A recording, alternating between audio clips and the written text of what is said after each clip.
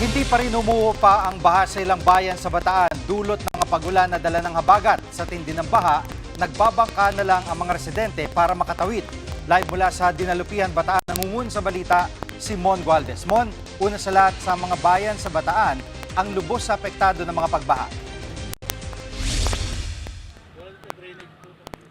Jiggy, nananatiling lubog pa rin sa baha ang maraming barangay gaya na lamang dito sa bayan ng Dinalupihan maging sa katabing bayan nito na Hermosa sa Bataan.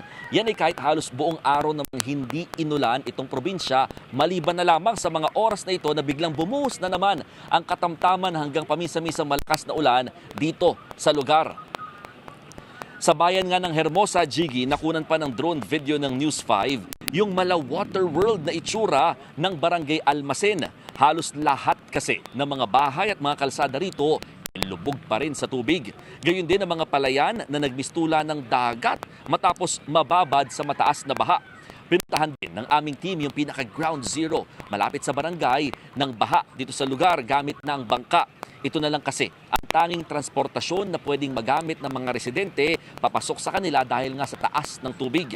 Aabot pa rin hanggang bewang, minsan hanggang dibdib o halos 5 talampakan ang lalim ng tubig. Dito naman sa Dinalupihan, Jiggy, mga kapatid, kinailangan pang i-rescue ang ilang residente. Kagabi, isang residente ang kinailangan pang isakay sa stretcher habang ini-evacuate. Kakagaling na kasi nito sa operasyon at talaga pinagtulong-tulungan ng buhatin ng mga uniform personnel.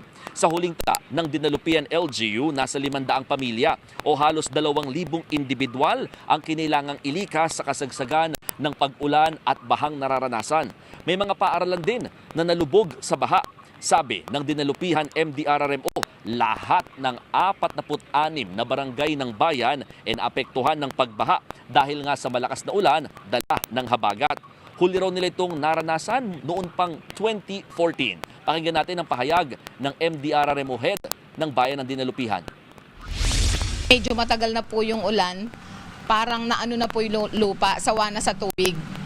Kaya matagal mag-subsided po yung tubig ngayon. Nanggagaling po yung tubig sa bundok. Kaya po kung mapapansin nyo, kulay brown po yung tubig. At Mon, kumusta yung mga kababayan natin dyan sa Bataan, partikular dyan sa Dinalupihan? Alam mo, Jiggy, ang pinakakailangan ng mga residente talaga dito sa Bataan, no, in particular sa Dinalupihan, maging sa Hermosa, ay yung mga agarang tulong, no, pagkain, pinakahigit sa lahat yung malinis na inuming tubig, lalo na dyan sa may Hermosa, sa Barangay Almacen, dahil doon sa naturang barangay, natatakot na yung mga ilang residente na gamitin yung tubig na lumalabas sa kanilang gripo dahil tila nag-iiba na raw ang kulay nito. Pangamba nila, maapektuhan ang kanilang kalusugan maging ng kanilang mga pamilya. Narito ang pahayag ng pamunuan ng Barangay Almacen. Pakinggan natin. Ang tubig namin pagka ganitong panahon na, may water system kami. Kaya lumulubog na.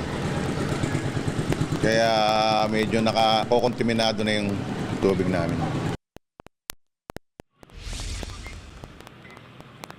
Dahil dyan, Jiggy, no choice sa mga residente kundi magbangka papunta sa poblasyon at bumili, no, ng malinis sa inuming tubig. So hassle na nga yung pagbiyahe gamit ang bangka dahil sa baha. Talagang dagdag gastos pa para sa kanila yung pagbili ng malinis sa inuming tubig kaysa magamit daw yung mga lumalabas sa kanilang mga gripo. Dito naman, sa lugar kung saan ako naroon ngayon, sa Barangay Santa Isabel, Jiggy, talagang mataas pa rin ang baha. No? Nasa pinakabungad lang tayo pero sa pinakagitna, umaabot pa rin na hanggang bewang yung tubig sa mga residente dahil nga matagal yung pagbaba ng tubig. Sabi nila, abutin daw ng 3 hanggang 4 na araw bago tuluyang humupa ang baha sa lugar. Yan ay kung hindi na talaga umuulan, di gaya sa mga oras na ito na biglang buhos na naman ang ulan dito sa lugar. Yan muna ang latest. Balik sa iyo, Jiggy. Yan ang ulat ni Mon Gualvez live mula sa Dinalupihan, Bataan. Mga kapatid, Jiggy Manikad po. Pagdating sa mahalagang balita sa loob at labas ng bansa, dapat una sa lahat, mag-follow at mag-subscribe na sa social media pages ng News 5.